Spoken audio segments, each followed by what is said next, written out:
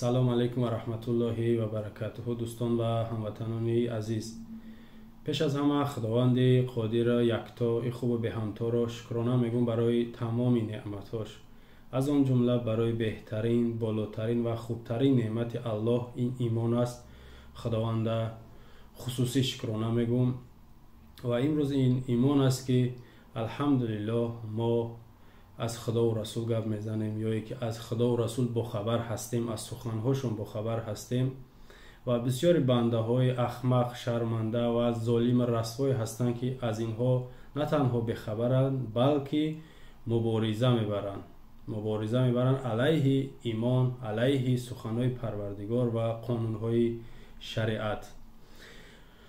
در نمونه اینها ما میتوانیم که یکی از سخنهای یک راهبر، یک شخص مسئول، از زبانش نشنیدم که چه مسلمان بتراشه، به نام عبدالله رحمانزاده، راهبر کمیته جوانان و ورزش که در تاریخ 25 اپریل همین سال روان در یک نشستی با بلاگران یا که همون نفرانی که مردم به هر خیل بازی هاشون یا به هر خیل سخنهاشون اگر با گفتی خچون درست حقا خوب کاری ساز میکنن، جلب میکنن، با همون یک نشست داشت با بلاگران یک نشست داشت.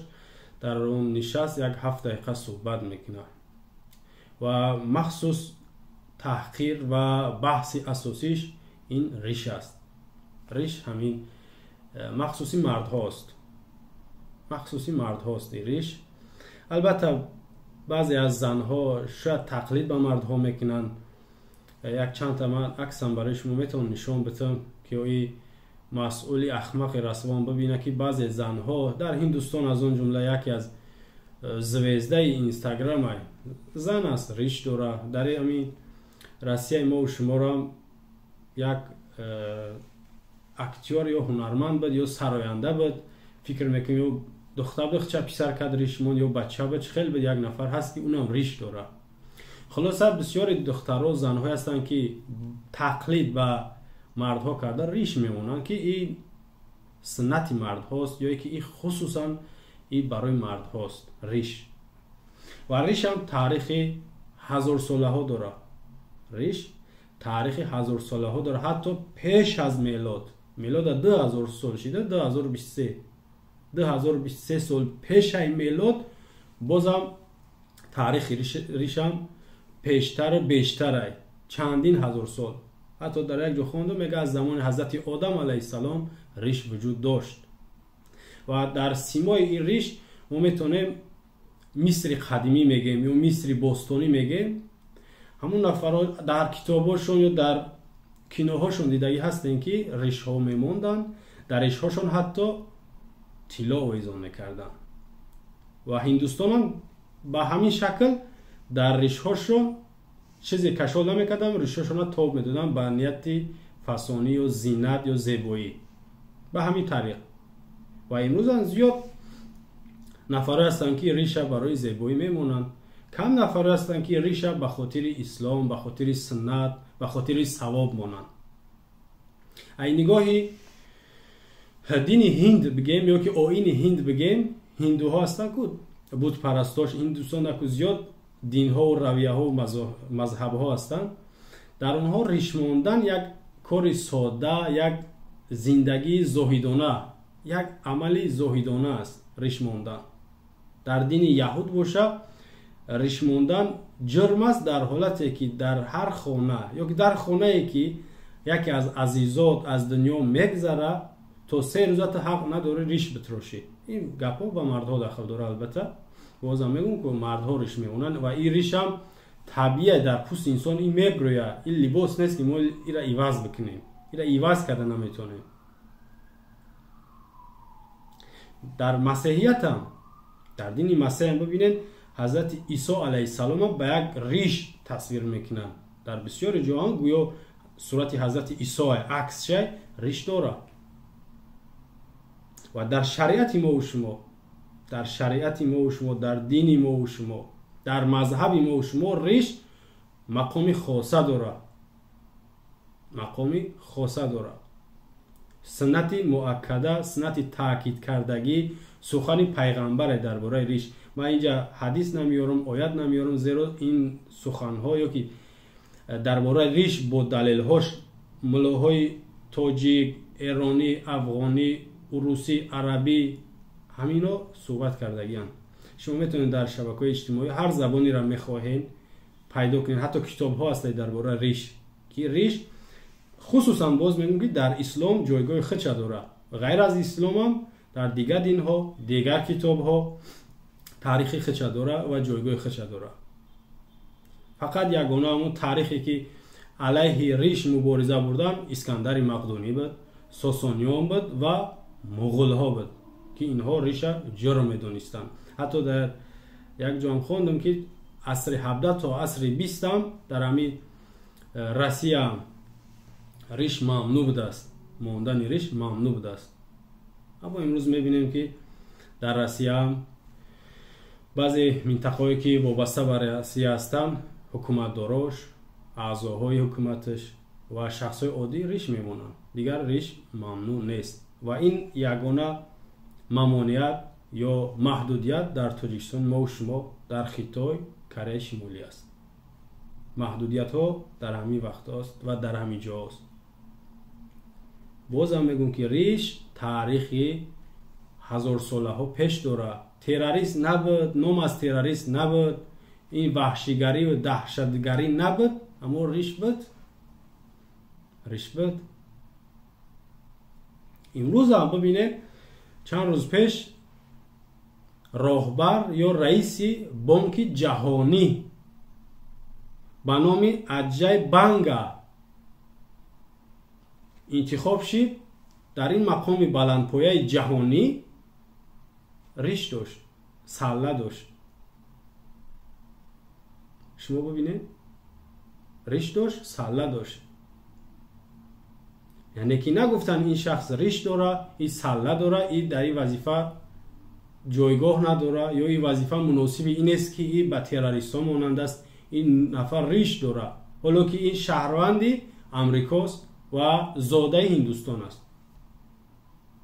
حتی ورزشگرا، مشهورترین ورزشگرای چی ای MMAش بگیم یا ای که از دیگر بسکتبالیست جهانی مشهورترین بسکتبالیست ببینید ریش داره. کانو را میشناسین ریش داره. شاعرها ریش دارن، نویسنده ها ریش دارن. شما میدونید که 500 سومه روسی را استفاده میبرین، 1000 سومه شه، 5000 شه، همین نفرها در ریشه. تاریخ روسیه، پول روسیه، پول ملی روسیه همینا در ریشه. دلار 5 دلاره، 20 دلاره، 50 دلاره کیانیو شخصای تاریخی بزرگان امریکایی هست در یو ریشه.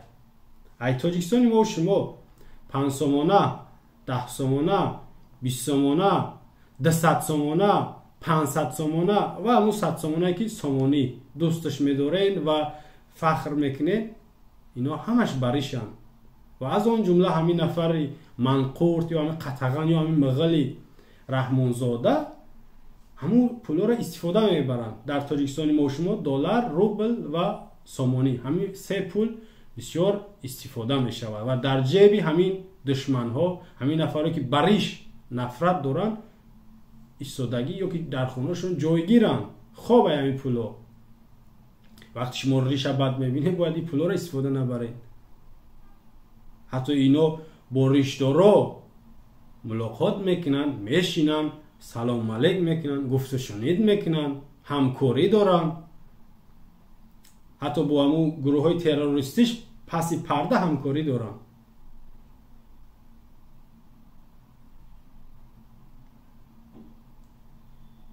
یاد دارین این همی هفته پیش بود یکی از بلاگران مشهوری زاده آذربایجان و مقیم روسیه گسان گیسین یا گسان گوسین به تاجیکستان رفت. البته به اختیار خودش نرفت، دعوت شد از جانب نفری که نویره رحمانوف بود. هر دو طرف ریش داشت، بلاگر هم ریش داشت و набераи Раҳмонов ӯ Касифам риш дошт. ягон хатар нест, ягон ҷои нигаронӣ нест. На иш террористай, на уш террористай. На иш хатар ба ҷомеа дошт, на уш хатар ба ҷомеа дошт. айниҳои ришаш ма мегум. яъне риш я зинати мардай. боз мегум ки зиёд нафаре ҳастанд ки риша барои зебоиш мемонанд, на барои суннат, на барои савоб, на барои ислом, на ба хотири худову расул. вақти як масъул ва дар нигоҳи масъул, дар фикри масъул ёки дар шакли сурати масъул бояд мо тамоми ҳукумата бибинем. зеро ин масъул ёки ин ахмақ аз пеши худаш гап намезанад. ин мубориза чанд соле ки давом дорад. медонем риштдорора метрошиданд, меқабиданд дар роҳ, ҷарима мекарданд, таҳдид мекарданд, шояд чандин нафари гаша зиндон карданд танҳо ба хотири ришаш. яъне дар сурати ин мо бояд тамоми ҳукумата бинем ки ино аз риштдор метарсанд ва риштдорора бад мебинанд. ина блогера даъват кардем риш дошт, нагуфтем ки ришта битрош бад биё. мо риша нағз намебинем. ёки Тоҷикистон макони риштдоро нест ёки мардҳо нест. ва набераи Раҳмоновам риш дорад. касе ба ӯ намегӯяд ришта битрош, чаро ту риш дорӣ. зеро риш бозам мегӯм ки як зебу зинати мардай ва ин аз худаш меброяд. ту мехоҳӣ намехоҳӣ риш меброяд. либос нест ки мо ӯро иваз кунем.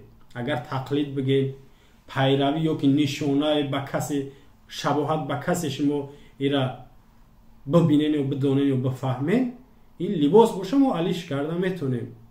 мӯи сар, риш, мӯйлаб инҳоро намешавад иваз кард. ёки аслан битрошиш монанди худаш ҳамин нафар айнигоҳи ма ёки дар чишмои ҳама хел метавад ки ранги фарзонаи хуршедай. ҳамин аксоро бибинем. ҳамин Раҳмонзода ва Фарзодаи Хуршед ҳардуш ягай. дар назари ман ҳардуш як метавад. мард охай зан фарқ мекунад. зеби мард ришай, зеби зан мӯи саршай. ина бобои Шариф, бобои Шарифи Чишмкабуд, худобиомурз, як вақт рекламаш кардан ёки эълонаш кардан ки ҳамин падари Раҳмоновай. хай ман мегӯям падари сиёсӣ шай, айнигоҳи ман. ба ҳар ҳол уна нафар риш дорад. бобои Шариф падари Раҳмоновай. президенте ки ҳозир зинда ҳай иншоалло як 5 сол пас ёки 5 сол ношида мембира. падари Раҳмоновай риш дорад. террорист буд? Не, террорист набуд. агар воқеан риштдор буд, падараш каси буд, риштдор буд, ма ӯро террорист намехонам, аммо бачаша террорист мехонам, медонам, мешиносам ҳамчун террорист. боз мегӯям ки шоирои мо, нависандаҳои мо, гузаштаҳои мо ҳама қариб риштдор буданд. ҳамон нафаре ки риш надошт коммунист буд. чӣ буд? Коммунист. чандин нафароша дар ҳамин ҳаёти кӯтоҳ мон дидем ки коммунистай 80-90 дарафта риш намемона, риша қабул надорад. зеро коммунист ҳеҷ гапи худову расула ҳеҷ кадомша қабул надорад. ҳеҷ кадомша. коммунистай худову расула қабул надорад. хитой ҳамин барномаро дорад. хитой коммунистияй ҳамин барномаро дар Тоҷикистон мо шумо ҷорӣ кардаем. ақида ақидаи хитояй, барномаҳои хитояй. зеро Раҳмонов ин шайтон, ин мошенник, макор, масқарабоз такя ба хитой кардагиай. ба Чин. хоҷаи асосиш, хоҷаи хориҷиш ин хитой аст. ва нафаре ки дар бораш суҳбат кардем, як номша гирифтем, масъул ва роҳбари як кумита бо номи ҷавонон ва варзиш, Абдулло Раҳмонзода Қурбон. як мухтасари ман таърихиро бихонам ё бигӯм барои шумо ки ман дидам дар чанд ҷо. зодаи вилояти Хатлон, шаҳри Қурғонтепа будааст. 21 феврали соли 1983 дар оилаи деҳқон ба дунё омада будааст. яъне камтар оддитар ё ки кӯчагӣ бигӯм, 2 нафар кайф кардааст ва ин бечора ба дунё омадааст. و از سال 2013 تا 2020 در حزب خلقی دموکراتی تاجیکستان یا که حزب خلقی به خداهای تاجیکستان کار کرده. همین نفر همچون فعال، همچون مبارز که ترغیبگر و پاتریوتی همین حزب کار کرده. من چند عکس دیدم و برای شما نشان میدم که ببینید در مسکو سالهای 2017-18 میرفت، مسجد به مسجد، واگن به واگن، دکان به دکان یا سکلاب میگیم یا کمون انبار به انبار و بازار به بازار، کوچه به کوچه میگشت، تبلیغ ترغیب میکرد، مردم تشویق میکرد به طرف دوستداری رحمانوف و دوستداری حزبش و به طرف صبر مانندی که ملاها میرفتند در مسکو همچنین مهاجرا را نصیحت میکردند به صبر، به استقامت، به خاموشی. همین نفر هم خیلی دعوت ها میکرد و از سال 2020 دقیق ترش از 27 ینوری 2020 تا امروز با فرمان رحمانوف خوجه اساسیش یک منقورت، یک ظالم همچون رئیس کمیته جوانان و ورزش تعیین شد. پیش از این هم ملکشاه نعمت بود، رستم ادهمزاده بود یا اتمزاده بود، یک نفر دیگر اوشم رئیس کمیته جوانان بود. از زبان وای خیلی سخن نمیبرامد، گفت همون کمپیرو کلم زد، کورم زد، پس مونده کلوخم زد. این نفر همون گروه های قریب بسیاری مقامات های قدرتی یا که شخصایی که شناختن مسئولیت دارن علیه دین اسلام صحبت کردن، یعنی ضدش. همین نفر مونده بود، همین زبانش ترک کرد. البته این زبانش در چی ترک کرد؟ در زهر ترک کرد که عاقبت خار و ذلیلانه میمبره، مانندی سابق رئیس کمیته زنان و عائله ایدگل قاسم زاده میشناختینش یا که میشناختینش و شنیده بودین، دیده بودینش که علیه زنها چی نامعقولی کرده بود، چی سخنهای بد زیش گفته بود. میدونین نه؟ ایدگل قاسم زاده ما در این باره صحبت کردیم، دیگر هموطنهای ما هم صحبت ها دارن. اما الحمدلله رب العالمین و هو ارحم الراحمین جانشا گرفت. کی مرد؟ 22 ایولی 2021 ای کرونا ویروس مرد. 2020 ای وظیفه رئیس کمیته کار با زنان و عائله آزاد شد. ای 2016 تا 2020 ای 2020 وکیلی گویا مردمی بود.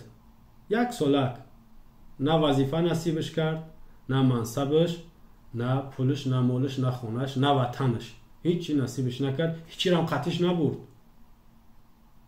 این من مثال میارم که این احمق زاده بدونه و دیگرش بدونن که سخنی میکنی بعد مرگت غیر از لعنت، غیر از دعای بد کسی برای تو هیچ شفا یا هیچ دعایی نمیکنه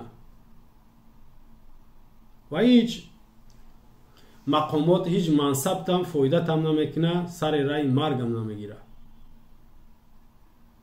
اینا ببینید چندین نفر بودن مانندی ایدگل زاده ها که علیه مردم، علیه دین اسلام صحبت میکردن، ای وظیفه آزاد شده، بسیار خوب هم شدن، یا که در داخل زندان ها هم. زیرا رژیم هم برای شما رحم نمیکنه، پروردگار هم برای شما رحم نمیکنه. 53 ساله بود ایدگل مرد، ناموزن 53 ساله بود. آخر مونده میگن که از 100 گلش شاید که 80 گلش گفته بود، اما فایدهش نکرد. ای نگاه من امروز در اسفل سافلی نه، هیچ فایدهش نکرد، هیچ چی سری را گرفته نتونست، نه منصبش، نه پیشوای عزیز معتبرش، نه تاجیکستانی آزاد و گلگل شکفانش.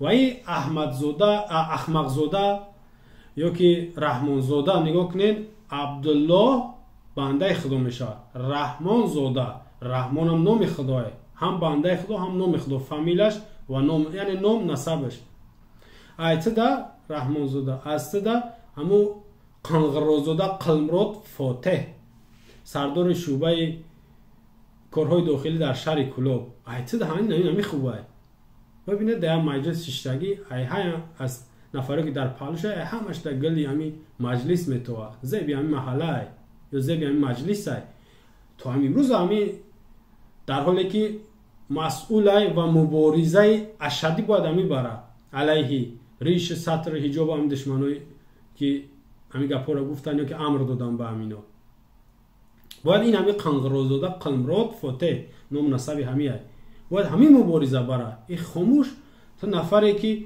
برای جوانو را یا که همون تابعات نفری که به تو اطاعت میکنن یا که در بالای سرشون راه بری به یک گپ خوب به یک کار خوب امر کنی که فردا ترا بدت نبینن یا حداقل یک طرفمون تابعه و زیر تابعات یا طرفدارا و پیروات مردم ترا بد نبینن تو فراموش کردی که ای تای خاک اومدی دهقانزاده ای شاید اگر پدری خدا بیامرز زنده باشه ریش داره اگر مرده باشه وای به حالی تو که از پیش تو در عذاب سخت پروردگار میسوزه میدونه نه همه شخصیت هایی که ای مسلمان ای دنیا میرون به خاطر فرزندش به خاطر همسرش یا به خاطر پدرش این عذاب میکشن مسئولیت سوال جواب برای همه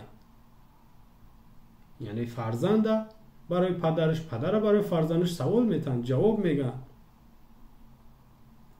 باید جواب بگوی تو باید شکرانه کنی شما ببینین نفری که با جیپی دولتی میگرده با جیپی دولتی میگرده ای حسابی مردمه یا یکی با لکسوسی شخصی میگرده یک جا اومدی لکسوس ماشینای دولتی در کیف صفون میکنی میگردی یک بار شکرانه نمیکنی که همین مردم همین ملتی که خودش بازونو غلطیدگی ای خودش روحیه شکستگی ای دنیا ای مسئله اقتصادی دین یک طرف حتی همون بعضیاش بازم تکراری میشه و گپم میگون که همین اگر ریشن میمونه بیچاره بیریش کبوتی بزید میتوه همین رنگ روش همون ریش کن ترک خشرو آدم رنگش میگیره از اون جمله بلاگرو همون بعضش همون مخلص بازه یا که همون مردم بنامون ریش جلب میکنه بعضی ها دیده این که ای ریش سو استفاده میکنن همچون عوض میکشن مردم خرسان میشه که او انمی مسلمان ای رستیه ای ریشش سنتیه اما بسیاری نفر هستن که با یا باور میکنن در حالی که کم نفری است که ریشه باز میگون به خاطر سنت و اسلام ثواب مانه فرض کردیم که رحمانوف امروز علیه اسلامه ضد دین اسلامه یعنی دشمن خداه فردا اعلان کنه که ریش موندن آزاد کسی شما را گپی نمیزنه کسی شما را کار نداره این احمق این گپوش در چخیل جواب میگه یا که در این گپوش خیلی دیگه سرش بلند میکنه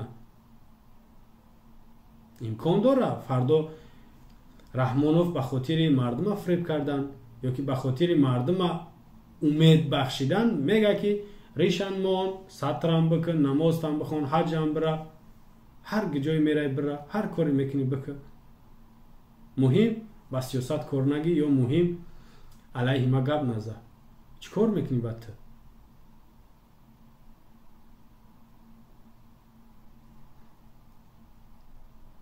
در بسیاری کشورهای روی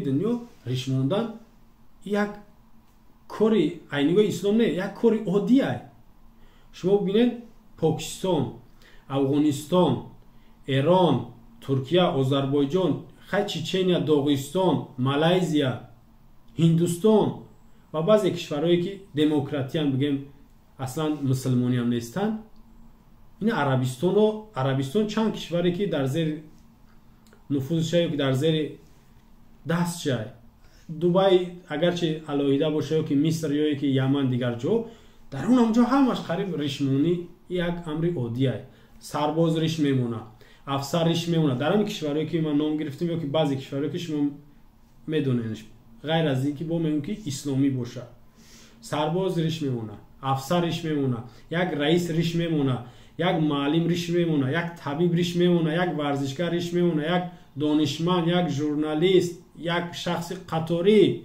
ریش میمونه. کسی با او کار نداره، زیرا ریش هیچ وقت سبب خشم ملت یا که حکومت قرار نگرفته. هیچ وقت هر جایی که یک ریشدار به یک چیز تهمت کردن یا که به یک کار بگیم که سببگارش دونستن و یک برنامه تحریزی شده بود. چند روز پیش یاد دارین یا دیده باشین یک جوان 14 ساله در سربیا شهر بلگراد 14 ساله ریش نداشت، مسلمان نبود، پدرش روحانی نبود که بگیم پدرش روحانی بود. بعد تسلیح میدره 9 نفر به قتل میرسونه، نگهبان، یک معلم، 6 تا طلبه را با کدام کودکی دیگر، یعنی 9 نفر در همون خطش نامش یا که مقصدش 15 نفر کشتن بده است.